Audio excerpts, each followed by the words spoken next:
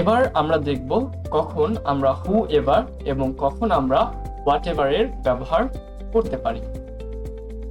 হু ever এবং what ever দুটো শব্দই নাউনকে রেফার করার কাজে ব্যবহার করা হয়।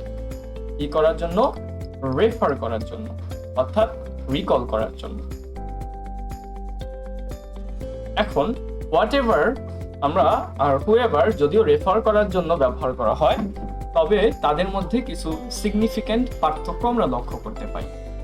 হু এভার সাধারণত কোনো পিপল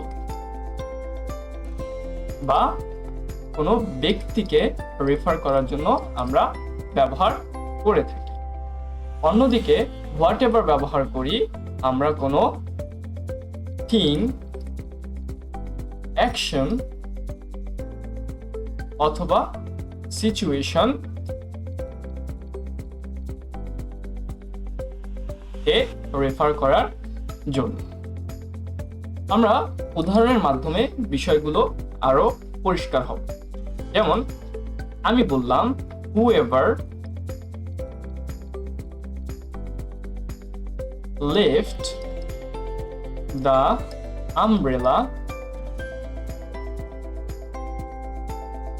in the library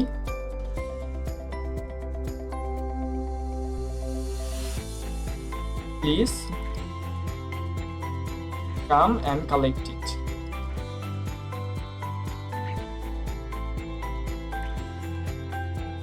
এখানে আমি কাকে সম্বোধন করছি বা কাকে রেফার করছি? কোনো একজন ব্যক্তি যে কিনা তার আমব্রেলাটা লাইব্রেরিতে ফেলে গেছে। সো কোনো ব্যক্তিকে রেফার করার ক্ষেত্রে আমরা হুএভার ব্যবহার করব। কোনো বস্তু, কোনো অ্যাকশন বা সিচুয়েশন ব্যবহার করার ক্ষেত্রে, রেফার করার ক্ষেত্রে আমরা হোয়াটএভারের ব্যবহার করব। যেমন আমি বললাম you can choose whatever dessert you want.